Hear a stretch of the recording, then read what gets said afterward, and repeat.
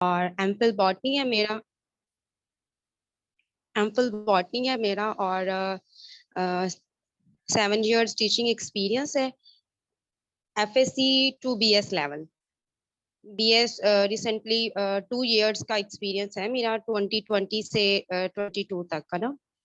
और उसके अलावा बायोलॉजी और बॉटनी की तैयारी का भी बाकायदा एक सेशन, 1 से 2 सेशन जो है वो रहे हैं। और खुद भी पीपीएससी और एफपीएससी जो है वो अटेम्प्ट्स जो है वो मैंने दी है। और रही टीचिंग की बात, तो इंशाल्लाह आप लोगों को अंदाजा हो ही जाएगा कि किस कितनी इफेक्टिव है। हम जो है वो अपने सेशन की तरफ आते हैं। कंटेंट शेयर करते हैं आपके साथ। जो आज हमारी डिस्कशन होगी वो 4 फेजेस में होगी। 4 चीजें हैं जिसको हम डिस्कस करना है। फर्स्ट ऑफ ऑल, जब भी हम किसी चीज के लिए अप्लाई करते हैं, हमारा फोकस मेजरली जो होता है, इवन कि हम क्राइटेरिया भी नहीं देखते, एलिजिबिलिटी जो क्राइटेरिया है, हमारा फोकस होता है सिलेबस पे कि वो पूछेंगे हमसे क्या क्या। तो हम सिलेबस को डिस्कस करेंगे। देन जो रेकमेंडेड मटेरियल होगा, बुक्स होंगी, उस पर थोड़ी सी बात करेंगे। And the at the end हम जो है कि प्रिपरेशन स्ट्रेटजीज क्या होंगी या हमारा वर्क प्लान क्या होगा, उस पर बात करेंगे। तो फर्स्ट ऑफ ऑल हम जो है वो सिलेबस की बात करते हैं, लेकिन उसके लिए मुझे आप लोगों का एक्टिव होना बहुत ज्यादा मेरे लिए जरूरी है, ताकि हमारा ये जो सेशन है वो अच्छा रहे। जैसे मैंने कहा है कि ये हमारा इंट्रोडक्टरी सेशन है, ठीक है। तो तारुफी जो सेशन होता है उसमें ये होता है कि हमें अंदाजा होता है कि आज के सेशन के बाद नेक्स्ट जो हमारा एक प्रॉपर रेगुलर क्लासेस चलेंगी या रेगुलरली हमारे जो क्लासेस होंगी उसमें हम क्या करेंगे, किस तरह से चीजों को लेके चलेंगे ना। तो इसलिए आप लोगों का ना अटेंटिव होना जरूरी है और आपने मुझे पार्टिसिपेट भी करना है। अब देखिए, मैंने लिखा है how to design a syllabus. अब ये क्योंकि बायोलॉजी है और हालांकि मेरा मेजर सब्जेक्ट बॉटनी है, लेकिन मुझे जो मेरा फेवरेट वन है वो बायोलॉजी है, ठीक है। बॉटनी मेरा जो है वो कहने के मैंने डिग्री में किया है और मैंने उसको उसी लेवल का उसी लिहाज से पढ़ा है, मजबूरन कह लें। लेकिन बायोलॉजी को मैंने इंटरेस्ट से पढ़ा है। अच्छा, उसमें मजे की बात यह है कि आपने साथ साथ बेशक कॉपी पेंसिल निकाल लें और थोड़ा बहुत यहाँ पे चैट बॉक्स में बताते रहे ताकि मुझे अंदाजा हो जाए। अब देखिए कि जैसे कि बायोलॉजी की हमने सिलेबस पे बड़ी बात करनी है ताकि काफी चीजें हमें क्लियर हो जाए, क्योंकि सारे सब्जेक्ट सारे स्टूडेंट्स जो हैं वो बेसिकली जोलॉजी या बॉटनी से नहीं होंगे। कुछ और सब्जेक्ट्स जो और जो फील्ड्स हैं बायोलॉजी की, उससे भी बिलोंग कर रहे होंगे, तो उनको जो है उनका भी मसला हल हो जाएगा। अब देखिए, मैं अपने इंटरेस्ट की आपको बात बताऊं या यूं बताऊं कि बायोलॉजी जो है वो क्यों इतनी मजे की है, या जो हम सेशन लेंगे उसकी मैं क्यों आपको 100% श्योरिटी दूंगी और दे भी रही हूँ कि आपका बहुत अच्छा रहेगा। उसकी रीजन ये है कि फर्स्ट ऑफ ऑल ये हमारे अपने बारे में ही सारा नॉलेज होगा। बाकी फील्ड्स में भी हम मतलब अपने बारे में या अपने बिहेवियर के, अगर हम साइकोलॉजी की बात करें तो देन हम अपने ही माइंड की, अपने ही बिहेवियर के बारे में स्टडी कर रहे होते हैं। लेकिन बेसिकली बायोलॉजी क्या होती है, बायोलॉजी में मतलब क्या, कैसे हमारा इंटरेस्ट पैदा होगा, या कैसे हमारी इसके ऊपर ग्रिप जो है वो हाई हो जाएगी, या मैं कैसे इतनी श्योर हूँ कि आपको जो मैं सेशन दूंगी और उसमें हमारी जो है 100% आपकी तैयारी हो जाएगी। तो उसकी रीजन ये है कि बायोलॉजी जो है वो हमारे ओवरऑल जो बॉडी है, बॉडी की फंक्शनिंग है, बॉडी की जो स्ट्रक्चर है, हमारा जो बिहेवियर है, हमारे पे जो इन्वायरमेंट के असरात होते हैं, हम सब कुछ जो है वो बायोलॉजी में पढ़ते हैं। जैसे कि आप सबको पता है, छोटी क्लासेस से, बिल्कुल छोटी क्लासेस से, छोटी क्लास मीन्स के 9th क्लास से हम देख रहे हैं कि बायो का मतलब होता है बायोलॉजी, मतलब स्टडी ऑफ लाइफ। अब देखिए, यहाँ से सिलेबस हमारा डिजाइन होगा खुद ब खुद, आपने स्टेप बनाने हैं। अब खुद ब खुद हमारा सिलेबस डिजाइन हो रहा है। अब स्टडी ऑफ लाइफ हो गया, अच्छा जी, अब स्टडी ऑफ लाइफ है और इसका टेस्ट होना है, तो अब इसमें क्या क्या आ सकता है, ठीक है। अब देखिए, एनटीएस की वेबसाइट पे ना, ये आपके लिए फ्री टिप है। एनटीएस की वेबसाइट पे आप जाएंगे ना, आप किसी भी अपने सीनियर जूनियर को ये टिप दे सकते हैं कि वहां पे कोर एरियाज मेंशन होते हैं। आपने किसी भी जी गैट टेस्ट के लिए, सॉरी, आपने टेस्ट तैयारी करनी है, एंट्री टेस्ट के लिए तैयारी करनी है, सब्जेक्ट स्पेशलिस्ट टेस्ट के लिए तैयारी करनी है, तो अब एनटीएस की वेबसाइट पे जाएंगे ना, तो वहां पे आपको कोर एरियाज मिलेंगे सब्जेक्ट्स के। अब वहाँ कोर एरियाज में बॉटनी और जोलॉजी तो मेंशन है, लेकिन बायोलॉजी मेंशन नहीं है, ठीक है। वहां पे उसके कोर एरियाज नहीं दिए गए। तो ये और ऐसा जितना भी ढूंढ लें इसको आपको एग्जैक्ट जो है वो उसके नहीं मिलेंगे जो कंटेंट्स हैं। तो इसलिए इसको हमने खुद डिजाइन करना है, और खुद भी ऐसे नहीं डिजाइन करना। अब देखिए first of all study of life हो गया है। अब स्टडी ऑफ लाइफ में देखें कि हमारी क्या क्या चीजें आ सकती है। फर्स्ट ऑफ ऑल तो यही आ सकती है कि इसका ओरिजिन क्या है, ओरिजिन ऑफ लाइफ क्या है। ठीक है, ओरिजिन ऑफ लाइफ क्या है, और अभी जो प्रेजेंट लिविंग ऑर्गेनिज्म हमारे सामने है, चाहे इंसान हैं, चाहे एनिमल्स हैं, चाहे प्लांट्स हैं, वो मतलब वो इस स्टेज तक कैसे आ गए हैं। तो जाहिर है जब हम ओरिजिनल लाइफ की बात करेंगे तो ऑटोमेटिकली हमारी एक जो ब्रांच एवोल्यूशन है वो यहाँ पे इसके अंदर हमने एवोल्यूशन को, पैलेंटोलॉजी को, जियोलॉजिकल टाइम स्केल जो है उसको हम ऑटोमेटिकली यहाँ पे हम स्टडी करेंगे। अब ओरिजिन ऑफ लाइफ के बारे में हमें पता चल गया। अब जब लाइफ के बारे में पता चल गया तो फिर ये लाइफ किस तरह से होती है। मतलब अब सारे तो नहीं है ऐसे कि मतलब जो सबका जो स्ट्रक्चर अगर हम देखें फिजिकली तो एक जैसा तो नहीं है ना। मतलब जानवर भी हैं, एनिमल्स भी हैं, प्लांट्स भी हैं, ह्यूमंस भी हैं, इंसेक्ट्स भी हैं, ठीक है, बर्ड्स भी हैं। हर एक का अपना एक मतलब एक है वो लिविंग ही, लेकिन हर एक का अपना एक स्ट्रक्चर है, एक उनके फंक्शनिंग है। ठीक है, तो ये कैसे हुआ, मतलब ये कैसे हुआ। तो फिर हम यहाँ पे वैरायटी ऑफ लाइफ को डिस्कस कर लेंगे कि वैरायटी ऑफ लाइफ में ये सारी चीजें आती हैं। ठीक है, अब मैं थोड़ा इसको और करूं, इसको हम अब हमारे पास क्या आ गया, एवोल्यूशन आ गई, उसके अंदर मैंने आपको दो कंटेंट्स बता दिए। अब नेक्स्ट जो है हमारी वैरायटी ऑफ लाइफ आएगी, उसमें हमारा 5 किंगडम क्लासिफिकेशन आएगा। इंशाल्लाह जो हमारा डिटेल सेशन होगा उसमें बताऊंगी कि ये 5 किंगडम पे हम कैसे आ गए। अब 5 किंगडम ऑफ क्लासिफिकेशन की अगर हम बात करें तो वहां पे हमारे पास चीजें आती हैं, किंगडम मोनेरा, प्रोटिस्टा है, फंजाई है, एनिमेलिया है, प्लांटी है। अब देखिए यहाँ पे जो फोकस होना है बायोलॉजी में, आपने एक चीज माइंड में रखनी है कि जो मेजर फोकस होता है ना, मेजर फोकस होता है वो ह्यूमन बीइंग्स होते हैं। ह्यूमन बीइंग्स, एनिमल्स और प्लांट, ये तीन मतलब तीन चीजें ज्यादा होती हैं।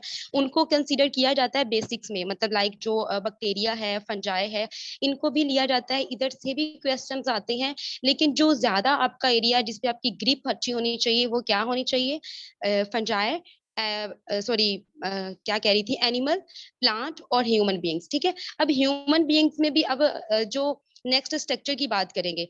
ठीक है, अब स्ट्रक्चर की अगर हम बात करें तो देखिए जितने भी लिविंग ऑर्गेनिजम्स हैं उनका एक बेसिक यूनिट है। मतलब एक जैसे कि घर बनता है तो उसके लिए ईंटों का होना तो लाजमी है, बेशक वो सीमेंट वगैरह ये सब चीजें हो। तो सेम इसी तरह से जो लाइफ है, लाइफ की एग्जिस्टेंस के लिए या लाइफ के लिए क्या जरूरी है, सेल जरूरी है जी। ठीक हो गया, हमने फिर इसमें सेल बायोलॉजी आ जाएगी। अब सेल बायोलॉजी को फिर हम डिस्कस करेंगे तो फिर हम देखेंगे कि सारे ऑर्गेनिज्म जो है उनकी जो इनर जो है उनका स्ट्रक्चर जो है वो ऐसा नहीं है, कुछ यूनिसेलुलर है, कुछ कॉलोनियल है, कुछ मल्टी सेलुलर है। फिर हम उस लेवल पे जब देखेंगे तो इट्स मीन कि कुछ का कम्प्लेक्स है। जब वो मल्टी सेलुलर आ जाते हैं तो वो कम्प्लेक्स है, और वो कम्प्लेक्स है तो फिर उनका कैसा होगा, फिर भी उनका थोड़ा डिफरेंट होगा। जैसे कि अगर हम प्लांट की बात करेंगे तो उसके अंदर तो सेल वॉल होता ही नहीं, सेल वॉल तो होती नहीं है। फिर उनके अंदर फंक्शनिंग कैसे होती है, फिर वो तमाम ऑर्गेनाइज को, तमाम मेम्ब्रेन्स को डिस्कस किया जाएगा, उनकी फंक्शनिंग को डिस्कस किया जाएगा। ठीक है, उनकी फंक्शनिंग क्या है, उनकी फंक्शनिंग क्या है, उनके स्ट्रक्चर्स क्या हैं। ठीक है, वो मतलब लेबर वर्क को उन्होंने अपना सारा जो है वो डिवाइड किया होगा। अब अगर एनिमल की बात करेंगे तो सेम मतलब वहां पे भी यही क्वेश्चन है कि देखिए कि एनिमल्स हैं तो उसमें क्या मतलब एक एनिमल है, पूरा लिविंग ऑर्गेनिज्म है, वो एक जानदार है। तो देखें वो ऑर्गेनिज्म अपने अंदर कैसे मतलब वो रह रहा है, वो मतलब कौन सी चीजें हैं। जैसे एक मशीन होती है तो उस मशीन को रन करने के लिए उसके जो पुर्जे वगैरह होते हैं उसको देखना पड़ता है कि कौन सा पुर्जा कौन सी फंक्शन परफॉर्म कर रहा है। तो सेम इसी तरह हम एनिमल फिजियोलॉजी को डिस्कस करेंगे, ह्यूमन फिजियोलॉजी को डिस्कस करेंगे। अब जब हम फिजियोलॉजी की बात करें तो फिर हमें वो फंक्शंस देखने होंगे। अब जो पुर्जे हैं उनको देखना होगा, तो वो पुर्जे कौन से होंगे, ऑर्गन सिस्टम होंगे। ये तमाम जो चीजें हैं वो अपने ड्रा करनी है, ऑर्गन सिस्टम होंगे। अब ऑर्गन सिस्टम की बात करें तो ये 11th होते हैं, ह्यूमन फिजियोलॉजी की बात करें तो ये 11th होते हैं। अच्छा, मैं थोड़ा सा कंपैरिजन बताऊं, जैसे कि प्लांट की, एनिमल की, या मैंने आपको बताई ह्यूमंस की कि इनका मेजर फोकस होगा। तो यहाँ पे देखिए फोकस में बात आप देख लें कि इनके अंदर फर्स्ट ऑफ ऑल इनके अंदर एनर्जी, ये खुराक कैसे लेते होंगे। ठीक है, मतलब जाहिर है लिविंग ऑर्गेनिज्म है तो ये जिंदा कैसे है, मतलब कैसे अपने आप को लेके चल रहे हैं।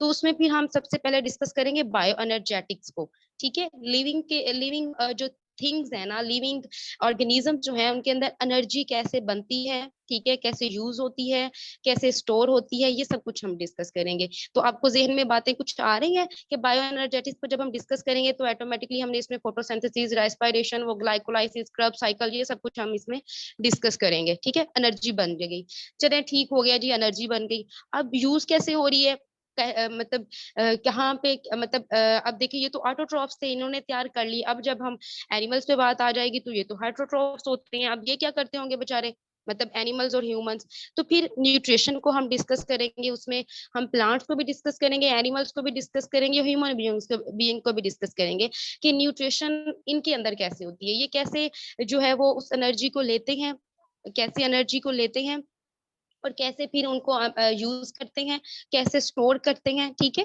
और फिर उस एनर्जी से बॉडी के तमाम फंक्शन जो है वो परफॉर्म करते हैं। तो फिर हम जो सारा जो है वो न्यूट्रिशन को डिस्कस करेंगे, ठीक हो गया। इस पे अब इसमें डाइजेस्टिव सिस्टम तमाम जो है तीनों जो ऑर्गेनिज्म है उनका हम डिस्कस करेंगे। नेक्स्ट है गैशियस एक्सचेंज है। अब वहां पे वो रिस्पायर भी करते हैं, तो ये भी हम तीनों ऑर्गेनिजम्स के अंदर देखेंगे।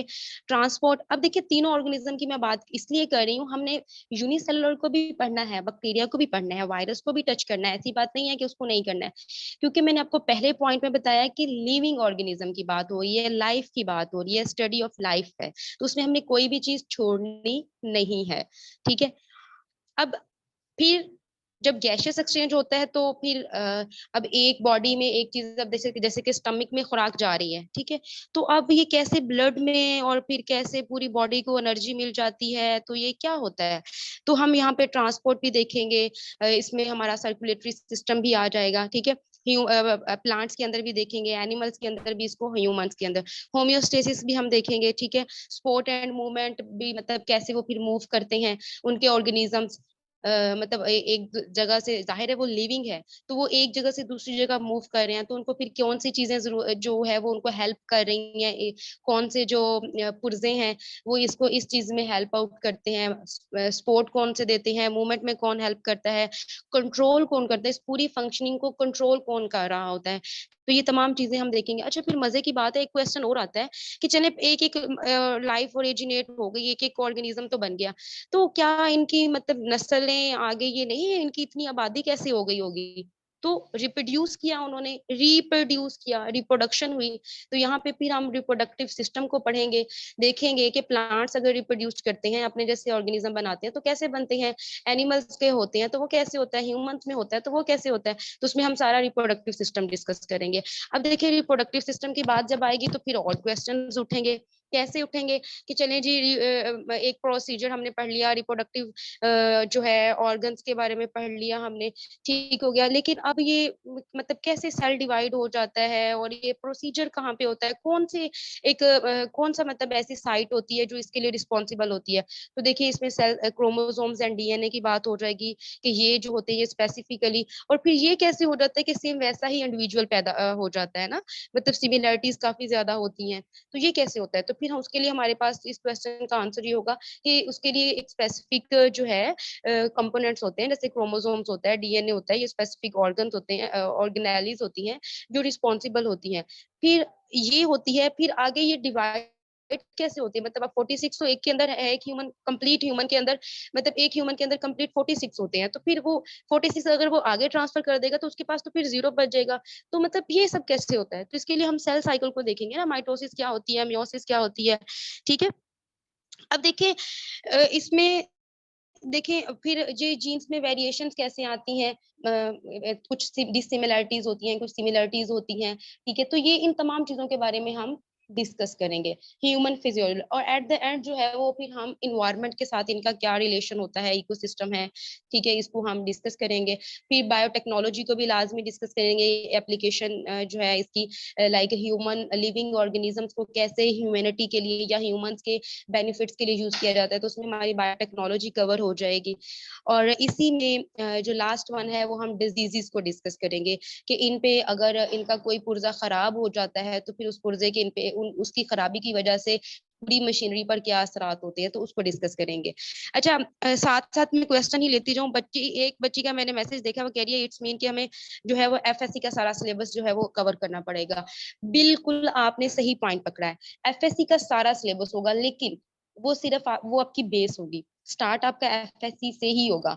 और अगर आप एफएससी के उन सब चैप्टर्स को बेसिक्स टू एडवांस कर लें और किसी की तरफ ना भागे, तो आपका वो सारा कवर हो जाएगा। अच्छा, एक और भी बात है, लेकिन उसके लिए आपको एक इंस्ट्रक्टर की, एक सुपरवाइजर की जरूरत होगी। रीजन क्या है, अभी बच्चे एमडी कैट दे रहे हैं, कुछ दे चुके हैं, कुछ दे रहे हैं, कुछ के आप लोग जो इधर मौजूद है मेरे पास, मे बी आपको एक्सपीरियंस होगा, फैमिली में कोई ना कोई मेंबर जो है वो लाजमी दूर या नजदीक का दे रहा होगा। अब देखिए, बच्चे एमडी कैट दे रहे हैं, सोचने वाली बात है, ठीक है, आंसर आप लोगों ने मुझे देना है। एमडी कैट दे रहे हैं, एफएससी की बुक्स हैं उनकी, ठीक है, क्योंकि कोई मतलब मास्टर लेवल का या बहुत ज्यादा एडवांस लेवल की रिसर्च की तो उनको असाइन नहीं की ना, बुक्स नहीं असाइन की गई, उनको एफएससी बुक्स ही दी गई हैं।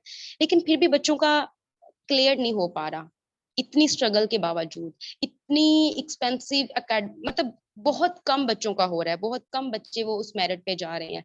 अब हमारे कुछ बच्चे हैं जिनके वैसे जो बहुत अच्छे मार्क्स आए हैं, लेकिन जब एमडी कैट की बात आती है तो वो पीछे मतलब रह जाते हैं, मेरिट को टच नहीं कर पाते। अच्छा, एक तो रीजन ये है कि मेरिट बहुत हाई रखा होगा। दूसरी जो मोस्ट इंपॉर्टेंट रीजन है जिसको हमें समझना चाहिए, और आप लोग भी देख लें, आप लोगों के लिए गाइडलाइन है, आप अपने दीजिएगा इर्द गिर्द के लोगों को। देखें, एफएससी का ही सिलेबस है, लेकिन एफएससी के सिलेबस में हर चीज को डीपली डिस्कस करना है आपने।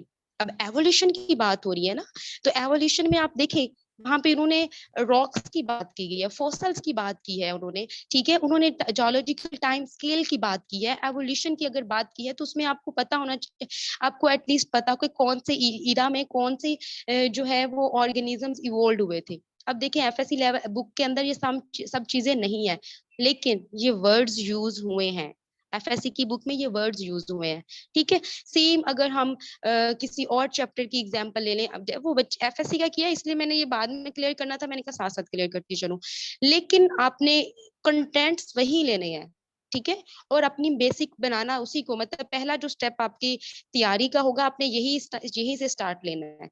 नेक्स्ट आपने जो है वो मूव करना है। तो होप सो आप लोगों को सिलेबस यहाँ तक कवर हो चुका होगा, मतलब क्लियर हो चुका होगा कि हमने बायोलॉजी में कोई भी चीज जो है वो नहीं छोड़नी।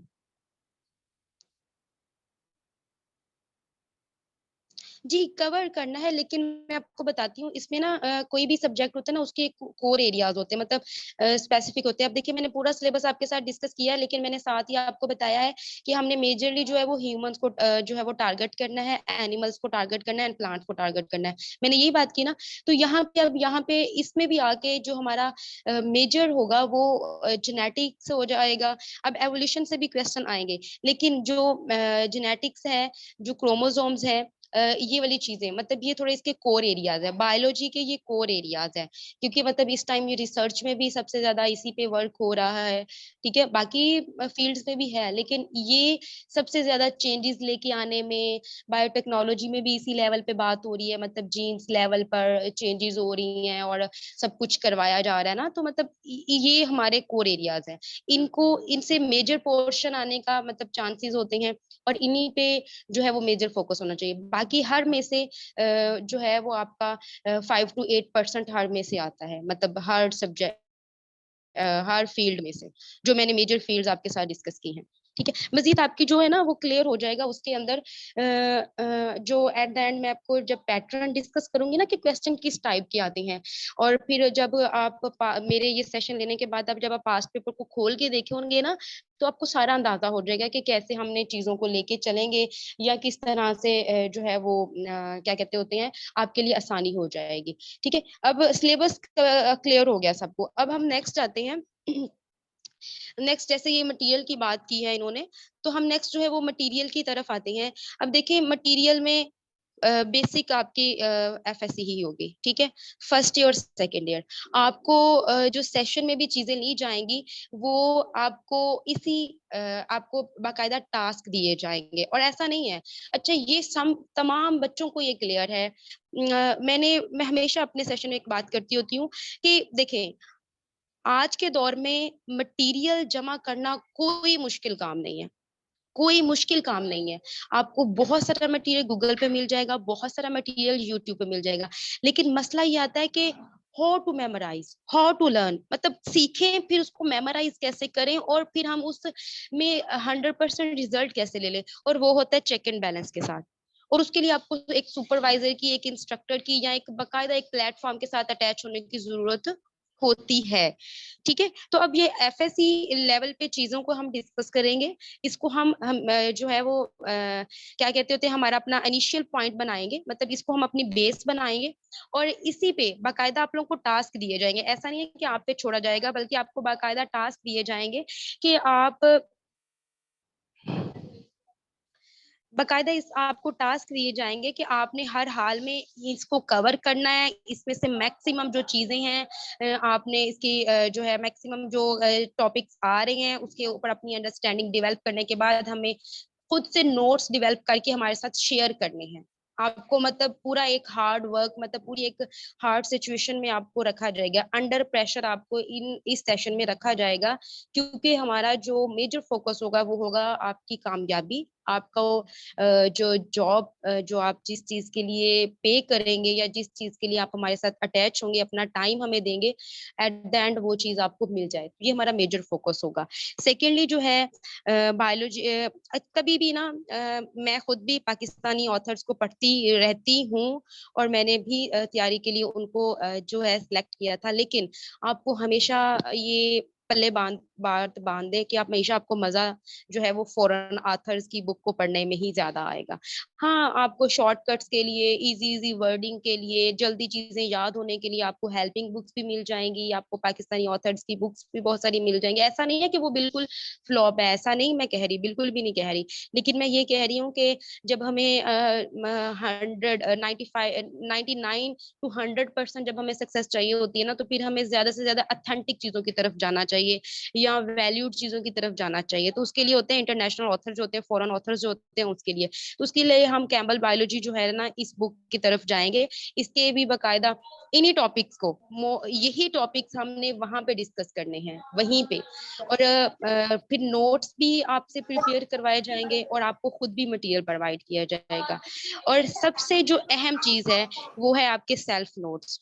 ठीक है, यहाँ पे मैंने वर्ड लिखा है, यहाँ पे मैं इंपॉर्टेंट भी लिख सकती थी, नेसेसरी भी लिख सकती थी, लेकिन मैंने असेंशियल लिखा है। असेंशियल जो वो होता है जो एक्सट्रीमली इंपॉर्टेंट चीज हो, एक्सट्रीमली इंपॉर्टेंट। तो सेल्फ नोट्स जो है वो एक्सट्रीमली इंपॉर्टेंट है आपके लिए। आप, और मैं इसके अलावा कोई एमसीक्यूज बुक आपको रेकमेंड नहीं करूंगी, कोई भी नहीं करूंगी रेकमेंड बुक। उसमें मोस्ट ऑफ द केसेस ऐसा होता है कि वो गलत होते हैं। ठीक है, आपको अगर आपको थोड़ी बहुत कंसेप्ट क्लियर है तो आपको फौरन पता चल जाता है, और अगर आपने बिल्कुल जीरो से स्टार्ट करना है तो फिर बिल्कुल आप एज इट उन्हीं को कॉपी कर रहे होते हैं। फिर रिजल्ट हाय जी, हमने तो वहां पे तो 2000 प्लस एमसीक्यूज थे, मैंने तो रट्टे लगा लगा के पूरी, मतलब अपनी क्या कहते थे टाइम लगा दिया वहां पे, मेरा तो कुछ बना नहीं है। तो वो यही होता है कि आपका इसलिए कुछ नहीं बनता। सेल्फ नोट्स आपसे लाजमी लाजमी लाजमी करवाए जाएंगे, और आपको मटेरियल भी प्रोवाइड किया जाएगा। जितने भी टॉपिक्स मैंने सिलेबस में आपके साथ डिस्कस किए हैं, इंशाल्लाह इस पे आपके प्रॉपर लेक्चर्स भी होंगे, आपको प्रॉपर जो है वो मटेरियल भी प्रोवाइड किया जाएगा। और सबसे मजे की जो एक्टिविटी होगी वो होगी जो आपसे ली जाएगी। ठीक है, अच्छा, एक बच्ची ना इंटरव्यू के हवाले से बात की है। इंटरव्यू के, अब देखें, इंटरव्यू की आपने आज बात की है ना, तो इसको हम डिटेल सेशन भी इस पे कभी रखेंगे। लेकिन मैं सिर्फ बायोलॉजी पोर्शन से टच थोड़ा सा बता दूं कि सब्जेक्ट टेस्ट आपका इंटरव्यू होगा ना, तो अगर आपके कंसेप्ट क्लियर होंगे ना, तो आपने वो जो है 500-600 वाली किताब लेके आपने तैयारी नहीं की होगी। जस्ट आपने एक एक एक सीक्वेंस के साथ तैयारी की होगी, जैसे मैंने आपको सीक्वेंस के साथ सिलेबस समझाया है। इसी तरह अगर आप सीक्वेंस के साथ लाइफ को आपने स्टडी किया होगा ना, तो इंटरव्यू में आप मात खा ही नहीं सकते। और वहां पे देखना होता है कॉन्फिडेंस, मेजर चीज होती है। ठीक है, बाकी क्वेश्चंस वगैरह जो है उसको आपने सही से आंसर करना होता है, आपके पास नॉलेज होना चाहिए। लेकिन मेजर चीज होती है आपका कॉन्फिडेंस, और कॉन्फिडेंस हमेशा तब आता है जब आपके पास नॉलेज होता है। जब आपके हर तरह से कंसेप्ट क्लियर होंगे, आपकी ग्रिप अच्छी होगी, तो कौन मतलब आपको जो है गलत कह सकता है, नहीं कहेगा ना। तो बस वहाँ, और कॉन्फिडेंस ऑटोमेटिकली आपका बढ़ जाएगा, क्योंकि आपको उस चीज के बारे में ज्यादा से ज्यादा अच्छी इंटरव्यू क्लियर करने के लिए मस्ट होता है कि आपकी जो है कंसेप्चुअल लर्निंग हो, और आप फिर उन बाद में भी तो कंसेप्चुअल लर्निंग करनी है, तो यही अपने रिटन टेस्ट को आप अच्छे से कर ले, ठीक है, ताकि आपके जो चांसेस हैं वो थोड़े और बढ़ जाए। लास्ट वन हम जो है वो अपने प्लान को डिस्कस करते हैं कि हम किस तरह से लेके चलेंगे। वैसे मैंने थोड़ा थोड़ा सा आपको साथ साथ बता भी दिया है, लेकिन थोड़ी सी स्ट्रेटेजी और थोड़ी सी जो है वो क्या कहते होते हैं प्लान जो है वो शेयर करना जरूरी है। उसमें ये है कि एक तो हमारा होगा कि डेली, वीकली और मंथली, ये आई थिंक तो यहाँ से थोड़ा सा मिसप्लेस हो गया है। डेली है और सेकंड नंबर पे वीकली है और थर्ड पे है मंथली। हम हमारा जो सेशन होगा, आज समझे आज से हमारा आगाज हो चुका है, ठीक है, क्योंकि अब जितना हमने डिस्कस किया है उस लिहाज से सिलेबस हमारा बहुत कवर करने वाला है, लेकिन हमने सिलेबस एवं नहीं कवर करना, हमने जो है इसको स्मार्ट वे में कवर करना है, कि मतलब चीजें सारी ही पढ़नी है, लेकिन उसमें जो है वो जो मोस्ट इम्पोर्टेंट चीजें होंगी उन पे हमारा फोकस ज्यादा रहेगा। एंड सेकेंडली, अच्छा यहाँ पे मैं आपको ना स्ट्रेटेजी में बता दूं कि स्ट्रेटेजी में हमने देखना है कि जो पेपर होता है उसमें क्वेश्चन किस किस टाइप्स के आते हैं। तो क्वेश्चन जो होते हैं ना वो 5 तरह के होते हैं। आप ना टेस्ट को जब थोड़ा सा जब इवेल्युएट करेंगी तो आप देखेंगी तो टेस्ट जो होते हैं उसमें क्वेश्चन जो होते हैं वो 5 डिफरेंट टाइप्स के होते हैं। कुछ मतलब जो 2 to 3% होते हैं वो मेमोरी टेस्ट होते हैं, मतलब लाइक एज इट रट्टा लगाया होता है, ATP stand for, that stand for, मतलब इस तरह के होते हैं जिसमें एग्जैक्ट आपको आंसर आपको आना चाहिए वर्ड टू वर्ड, ठीक है।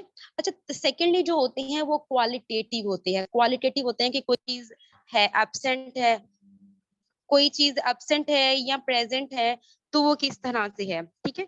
मतलब लाइक जैसे कि अगर हम मेंडल लॉ की बात कर ले तो उन्होंने डिफरेंट ट्रेड्स की बात की है, ठीक है, फिर उन्होंने जो वर्क किया था, फिर उन्होंने वेरिएशंस कैसे आती हैं, डोमिनेंसी की बात की है, तो ये क्वालिटी को शो कर रहा है। ये क्या चीज कर रही है, ये क्वालिटी को शो कर रही है। तो इस लेवल के भी आएंगे, और यही जो क्वेश्चन होते हैं ये कंसेप्चुअल क्वेश्चंस में भी आते हैं। क्वालिटेटिव जो है वो कंसेप्चुअल में भी आते हैं। क्वांटिटेटिव की बात करें तो ये न्यूमेरिक होते हैं, मतलब कितनी बोन्स होती हैं, ठीक है, जो कितने जो है वो पेयर्स होते हैं, इसके क्रेनियल नर्व्स के कितने पेयर्स होते हैं, मतलब लाइक जो नंबर्स में होगा, ठीक है। जो नंबर्स में जितने भी क्वेश्चंस होंगे वो हमारे किस में आएंगे, क्वांटिटेटिव में आएंगे, और ये भी इसकी रेंज भी जो है वो 3 to 5, 6 के दरमियान में ही इसकी रेंज होती है।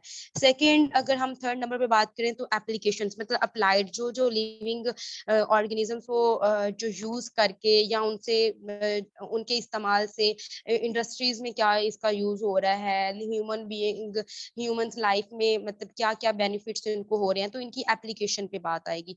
और जो 40% होता है ना आपका होगा, मतलब बायोलॉजी सब्जेक्ट की बात कर रही हूँ स्पेशली, कि वो कंसेप्चुअल बेस होगा। अब देखिए ज्यादा मेजर पोर्शन हमारा कंसेप्चुअल बेस है, ठीक है। ये चीजें तो हमने मेमोरी टेस्ट वाले की जैसे मैं बात करी, मेमोरी क्वेश्चंस की बात है, ये तो हमें एग्जैक्ट पता चल रहा है ना कि हमने इसका याद कर लेना है इस तरह से। लाइक वो अगर फोटोसिंथेसिस की हमें इक्वेशन दे देते हैं जो इनकम्प्लीट है तो उसको कंप्लीट कर दें, मतलब एग्जाम्पल दे रही हूँ ना आपको, ठीक है।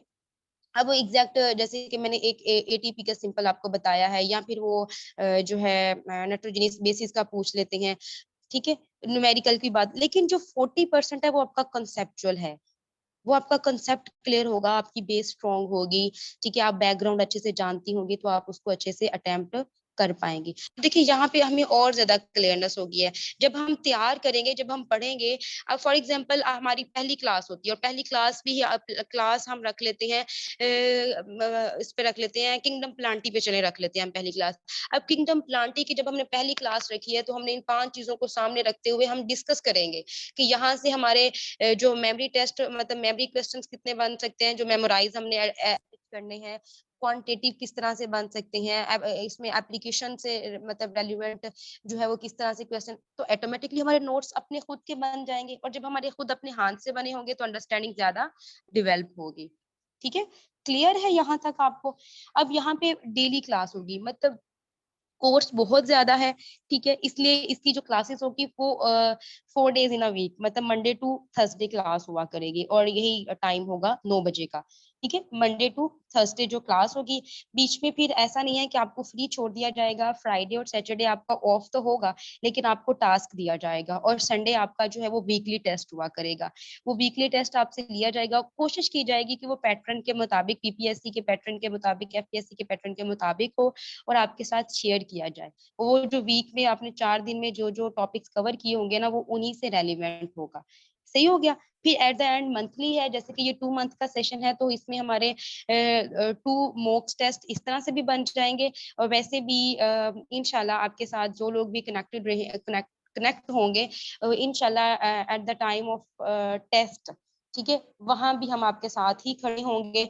और उससे पहले अगर आपको फील हो ऐसा, तो तब भी आपसे मॉक टेस्ट जो है आपसे ले लिए जाएंगे।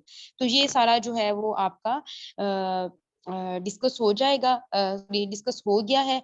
अब एट द एंड बात आती है कि अब इतना सब कुछ आपको मिलेगा कहाँ पे? ये सब कुछ आपको मिलेगा अलहक एजुकेशन सिस्टम पे मिलेगा। यहाँ पे इनके बहुत अच्छा रिकॉर्ड, ऑलरेडी अलहक एजुकेशन सिस्टम का बहुत अच्छा रिकॉर्ड है टेस्ट 1 पेपर टेस्ट की प्रिपरेशन में, और अभी रिसेंटली सीएसएस और पीएमएस के भी इन्होंने स्टेप लिया। अब स्पेशल सब्जेक्ट स्पेशलिस्ट का न्यू सेशन स्टार्ट है, और जैसे इनके प्रीवियस रिकॉर्ड है, इंशाल्लाह इंशाल्लाह ये भी बहुत अच्छा रिकॉर्ड रहेगा, इसलिए ज्वाइन करना चाहिए। अब इसमें देखें, कंसेप्ट बेस्ड लर्निंग पे तो कॉम्प्रोमाइज होता ही नहीं है, क्योंकि बच्चे को हमारी कोशिश ये होती है कि बच्चे को हम जो है वो उसकी मंजिल की बहुत मंजिल पर पहुंचा दें। ठीक है, उसको जो है उसकी मंजिल तक, क्योंकि वो हमारे साथ अटैच हुआ है तो किसी उम्मीद के साथ हुआ है ना, तो हमारी हतमन कोशिश होती है कि हम उसको उसकी मंजिल पे पहुंचा दें, और वो तभी होता है जब उसको क्लियरनेस होगी। ठीक है, अब यहाँ पे स्मार्ट वर्क और ट्रिक्स की भी बात होगी है कि वो इंशाल्लाह साथ साथ जो क्लास होगी, और मटेरियल के अकॉर्डिंग या टॉपिक के अकॉर्डिंग जो जो चीजें जैसे जैसे मतलब हमारी डिमांड कर रहा होगा वो टॉपिक, वैसे आपको प्रोवाइड किया जाएगा, गाइड किया जाएगा। सॉफ्ट मटेरियल भी आपको प्रोवाइड किया जाएगा, और फी तो बिल्कुल भी जो है वो आपके लिए इतनी टेंशन वाली बात नहीं है कि आप अपने ये 2 मंथ्स जो है वो आपको आपके खर्चा पानी बिल्कुल आपका खत्म हो जाएगा, ऐसी नहीं है, बल्कि आप इजीली फी हमें पानी और सब चीजों का भी इंतजाम कर सकते हैं। तो बड़ी अफोर्डेबल है, और जब आप सेशन को ज्वाइन करेंगे और जब आप अपनी वर्किंग देखेंगे कि आपकी कितनी वर्किंग, आपकी वर्किंग है ना, मतलब मेरी वर्किंग नहीं है, मैं चाहे जितना भी वो लेक्चर देती रहूं, लेकिन जब तक आप नहीं करेंगे, जब तक आपकी परफॉर्मेंस नहीं सामने आएगी, जब तक वो आपकी हरकत नहीं होगी, तब तक बरकत बिल्कुल भी नहीं डलेगी। ठीक है, तो इसलिए आपकी वर्किंग जो है वो खुद ही आपको बता देगी कि जी हमने जो पैसे, जहाँ पे हमने फी पे की है, तो वो बिल्कुल सही प्लेटफॉर्म है। तो ये तमाम चीजें मेरी तरफ से थी आज के इंट्रोडक्टरी सेशन में, और नेक्स्ट इंशाल्लाह मंडे को हमारी क्लास होगी, और उसमें फिर हम अपने टॉपिक के साथ, अभी मैं इंशाल्लाह आपको कल तक जो है जो बच्चे रजिस्टर्ड हमारे साथ हो जाएंगे, उन बच्चों के साथ मैं वीकली प्लान शेयर कर दिया करूंगी। हर वीक जो है वो संडे नाइट जो है वो मैं वीकली प्लान सेंड कर दिया करूंगी। सेम इसी तरह से मैं कल आपको जो है वीकली प्लान सेंड कर दूंगी कि मंडे टू थर्सडे हमारा क्या होगा, और फिर टेस्ट किस तरह से होगा, और आपको मटेरियल के लिए कुछ लिंक्स वगैरह भी, और जो वैसे सॉफ्ट में मटेरियल पीडीएफ फाइल्स होंगी वो भी शेयर कर दूंगी। ठीक है, वो इंशाल्लाह वीकली मैं आपके साथ शेयर किया करूंगी। फी जो है इस सेशन की जो है वो 2000 है, 2000 2 मंथ का ये सेशन होगा आपका, और इसकी 2000 फीस है। फर्दर किसी बच्चे का कोई क्वेश्चन है तो आप कर सकते हैं।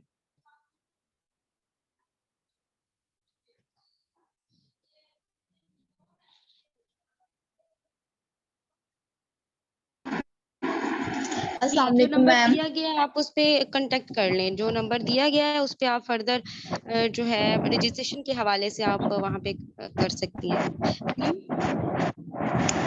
जी मैम, एक्चुअली मैं पूछना चाह रही थी कि एफपीएससी और पीपीएससी के जो टेस्ट का सिलेबस है वो सेम होता है या थोड़ा डिफरेंस होता है उन दोनों में?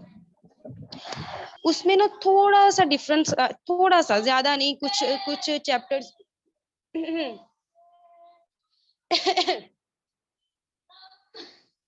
तो उसमें थोड़ा-सा डिफरेंस होता है, ज़्यादा नहीं, एफपीएससी के और पीपीएससी के सिलेबस में। बाकी पेपर का तो आपको अंदाज़ा है ही कि वो मतलब मार्किंग के लिहाज से एफपीएससी में कोई ऐसा जो है वो मार्किंग नहीं होती। आपके साथ ये शेयर करूँगी ना मैं, जो जैसे ही आप जो है फर्दर हमारी क्लासेस चलेंगी ना, तो जो टॉपिक हमें एफपीएससी के अकॉर्डिंग करने होंगे और जो नहीं करने होंगे, वो मैं तमाम जो चीजें हैं वो आपके साथ शेयर कर दूंगी। लेकिन ओवरऑल बायोलॉजी का जो सिलेबस है वो यही है।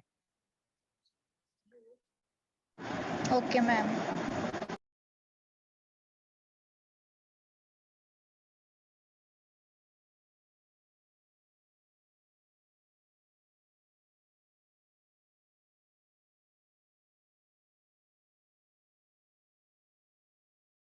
बाकी जी, अगर आपका